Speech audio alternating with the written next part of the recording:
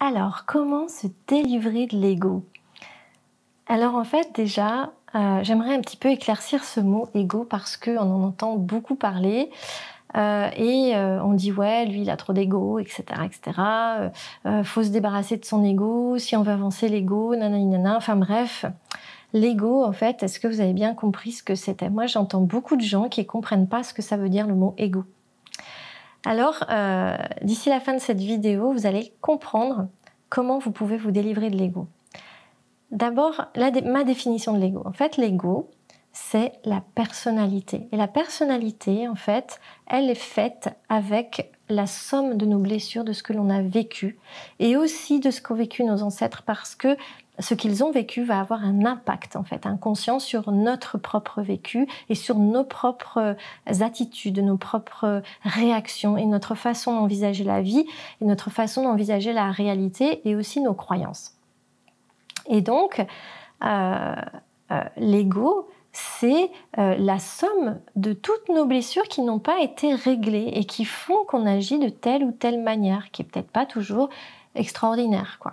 D'accord ? Mais on ne peut pas vivre sur cette planète sans ego.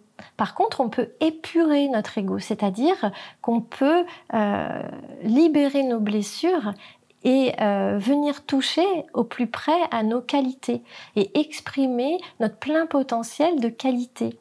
D'accord ? Il y a toujours en fait deux façons d'exprimer en fait quelque chose. Alors soit on l'exprime dans un côté qui sera pas très agréable, soit on peut l'exprimer dans un côté très agréable. Et c'est ça qui va faire la différence. Et pourquoi on l'exprime dans un côté qui n'est pas agréable ? Et bien parce que on est blessé. Okay ? Donc ça va faire tous nos petits traits de caractère et de personnalité. Même celui qui est acariâtre, j'ai envie de dire, c'est juste qu'il est blessé.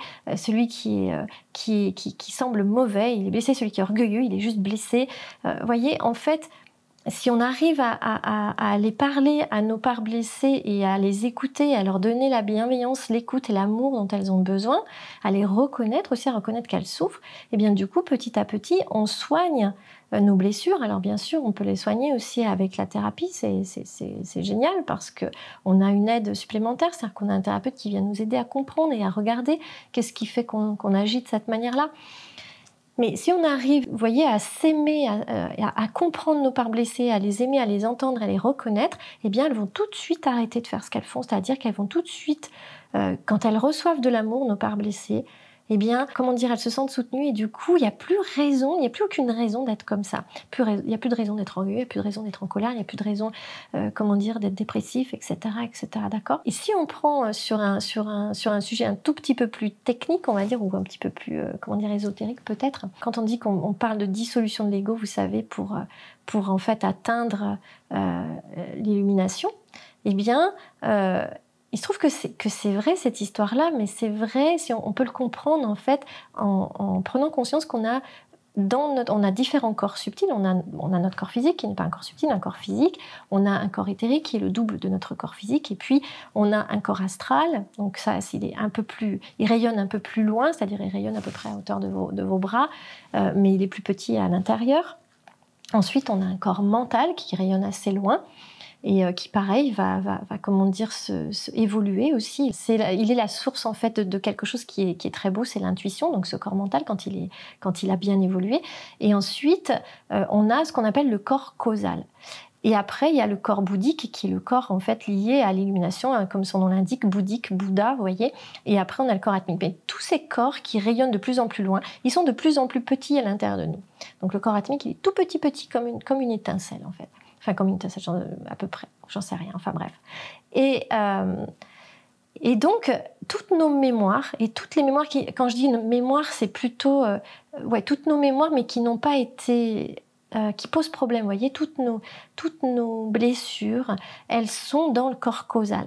C'est là qu'on va voir les mémoires. C'est-à-dire que quand on fait une lecture d'aura, on va regarder dans le corps causal pour avoir les histoires de vie qui sont dans le passé et qui viennent affecter notre vie présente. Et en fait, la dissolution de l'ego, c'est la dissolution de ce corps causal. Et il se dissout quand on a guéri nos blessures. Alors, soit qu'on les guérit parce que, bien, il y a ce feu de la Kundalini, ce feu divin qui vient, en fait, on va dire, tout brûler, entre guillemets, d'accord ? Tout absorber. soit en fait on peut aussi petit à petit épurer son ego, d'accord, épurer ce corps causal et libérer toutes ces parts blessées jusqu'à ce qu'on soit en fait tellement soi qu'on incarne en fait véritablement la volonté de notre être avec un grand E, de notre conscience majuscule, de notre âme. Et du coup, on peut, une fois que ce corps causal a disparu, le corps bouddhique peut se rapprocher et être en contact avec nous. Et du coup, on peut exister plutôt dans ce corps bouddhique. Et du coup, on peut exprimer cette réalisation, voilà, dont vous avez peut-être entendu parler si vous avez regardé un petit peu ce qu'a fait le Bouddha, mais il y en a d'autres. Il y a plein d'êtres sur la planète qui se sont réalisés comme ça dans le passé et aussi dans le présent. On va pas libérer son ego juste comme ça, d'accord, mais déjà, ne prenez plus, de travers cette histoire d'ego, parce qu'en fait, l'ego, c'est pas méchant, quoi. L'ego, c'est vos blessures, donc c'est bien de les prendre dans vos bras et de prendre cet ego dans vos bras, parce que si vous commencez à l'aimer, vous allez le soigner, et en le soignant, vous allez le libérer, voyez. Donc c'est pour ça, moi, je trouve que c'est génial la thérapie pour ça, parce que quand je dis thérapie, c'est aller faire une thérapie, pas d'analyse, je parle pas d'analyse, je parle de thérapie qui va chercher, on va dire, les causes émotionnelles et les blocages émotionnels dans la mémoire. Ça va vraiment transformer la personne et c'est assez incroyable, vraiment. J'ai l'expérience de ça parce que j'ai formé beaucoup de gens en thérapie intuitive et que je peux voir quand ils arrivent le premier jour et quand ils partent une semaine ou 15 jours après, comment ils sont différents. C'est impressionnant de voir que simplement en allant libérer des blessures, à quel point l'être commence déjà à se réaliser, mais dans ses qualités. Et puis jusqu'à que peut-être, s'il y a une intention, d'aller sur ce chemin spirituel pour aller vraiment, brûler l'ego entre guillemets, c'est-à-dire libérer ce corps causal et être libéré du cycle.